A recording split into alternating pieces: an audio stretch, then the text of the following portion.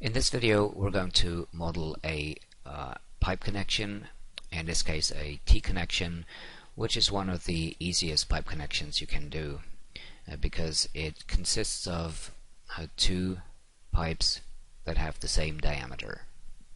So I'm going to make this null invisible, and let's go ahead and create a cylinder.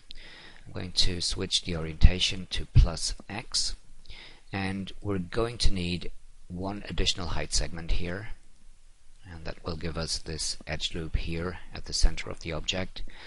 We won't be needing any caps, so let's go ahead and switch these off.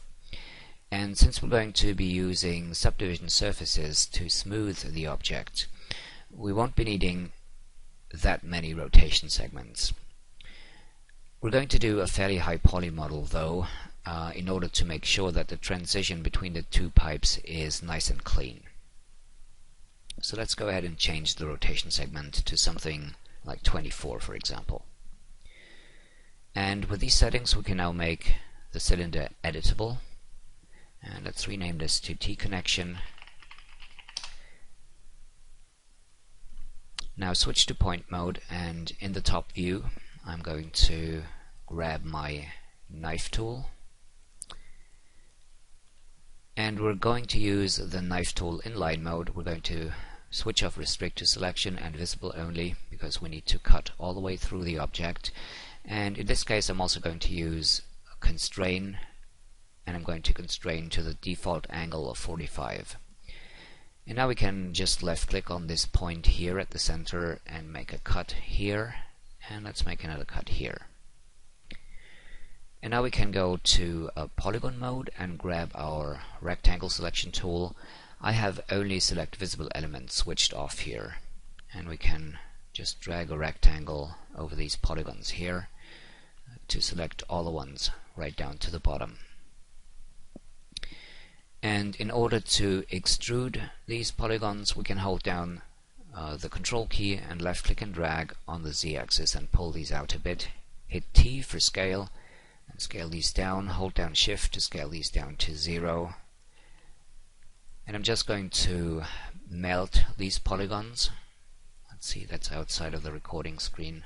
Let me try to get that for you. So melt, it's just below disconnect. Okay, so we're going to turn this into a big n-gon, and then we're just going to delete it because we don't need it right now. And that's the basic geometry we need for this T connection. Now if we use a subdivision surface on this, and I'm going to rename this object as well, I'm just going to copy the name of the polygon object and paste it here. And as long as you have the subdivision surface object or its child selected, you can use the Q key to toggle the subdivision surface object on and off. And I'm also going to change the display here to isoparms. So the geometry is nice and clean, but the transition is still very soft, so we need to add some control edges. Personally, I prefer to use edge cut rather than the knife tool. You could use the knife tool in loop mode if you want to. I'm going to use edge cut for this. So I need to switch to edge mode, and I'm going to do a ring selection to grab these edges here, and then right click. You will find edge cut down here, and you can left click in the viewport, hold down your left mouse button. Now if you drag the mouse to the right, you can add subdivisions, and if you drag it to the left, you can reduce the number of subdivisions. We only need this one subdivision, so now if you additionally hold down the control key, you can slide these edges like so, and we're going to slide these over to about here. And we're going to have to do the same thing over here, so I'm going to do a ring selection here and grab the edge cut tool and add another edge loop here. And of course we need to do the same thing on the right side here. Now what I'm going to do is I'm just going to grab half of this object and delete it, and then use a symmetry object and hit C on the keyboard to make the symmetry editable.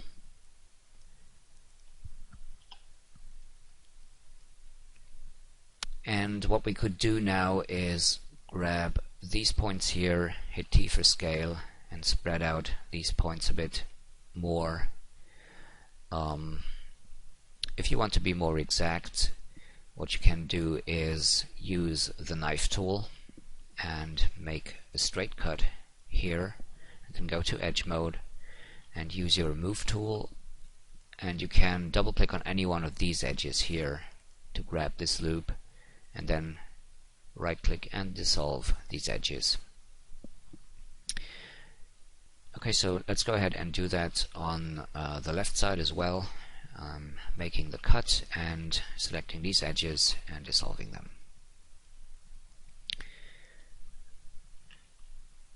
So this is looking pretty nice. What we need now is a bit of thickness, and there's two ways you can do that.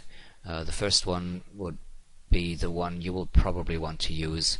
We're just going to fake thickness in order not to create too many additional polygons. So I'm going to make a copy of this one, switch this invisible, and actually we're going to do two examples. For the first one we're just going to fake thickness, and for the second one we're going to create the entire inside of this T connection.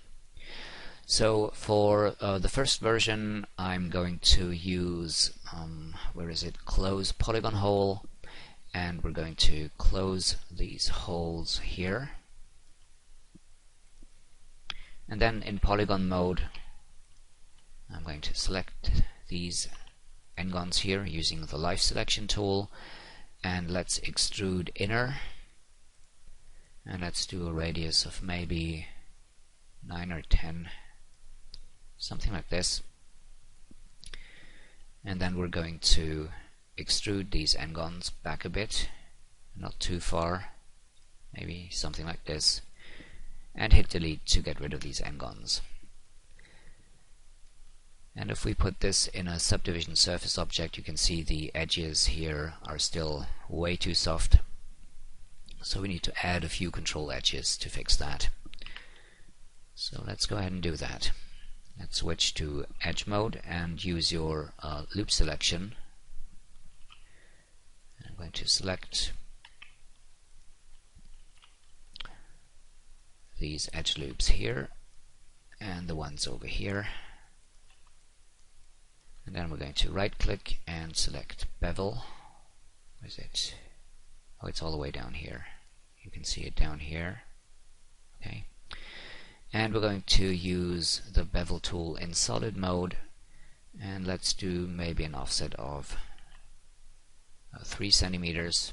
Hit apply. Switch on the subdivision surface object and see how it looks. So these are looking nice, maybe a bit soft. We can bring this offset down to maybe 2 centimeters, and we're done. So let's go ahead and do a version where we create the entire inside of this object, and that is actually pretty easy. We're just going to need another copy, and switch to model mode and hit T for scale, and scale one of these objects down a bit. Let's see, maybe a bit more. And then we can go to edge mode and select these edges here, switch on snapping, and move these edges down, snap them to this edge of the larger object, and let's go ahead and snap these edges over here and these ones over here.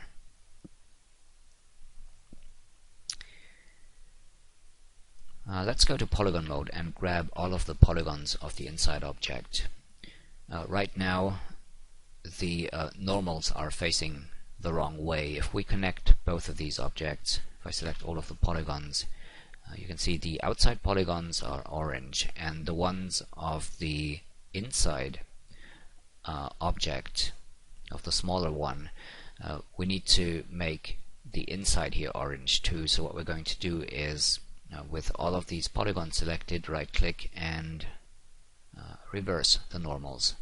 And now we can grab both of these objects and right click and select connect objects and delete. Now we have to close these holes, of course. So in edge mode I'm going to select all of these edges here, and then we can use the stitch and sew tool, and you can grab that by right clicking in the viewport.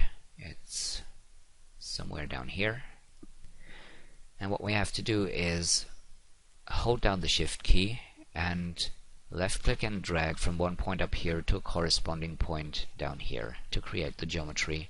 And make sure it's a corresponding point, because if you drag like this, the hole will be closed but the geometry will look a bit funky, so that's not what we want.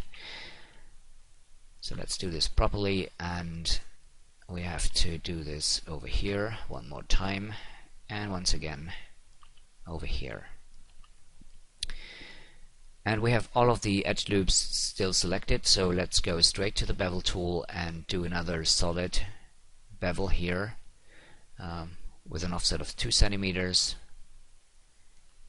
And let's add a subdivision surface object, and we're done.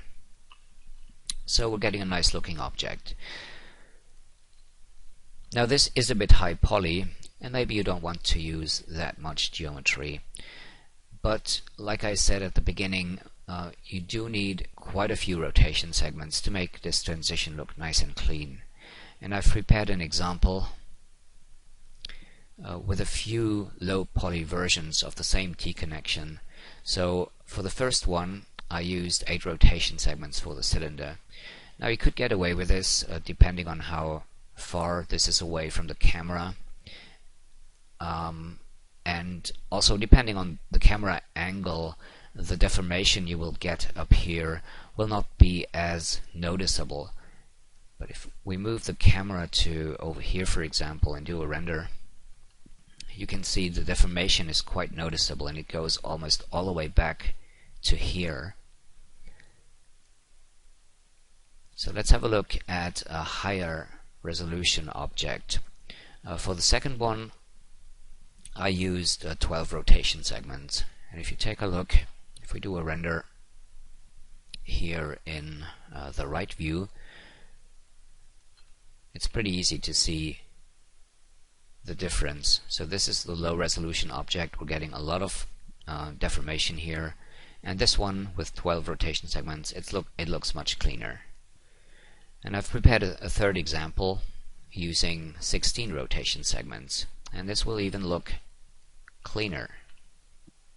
Okay, so maybe from this distance the difference is a bit difficult to spot, but it's there.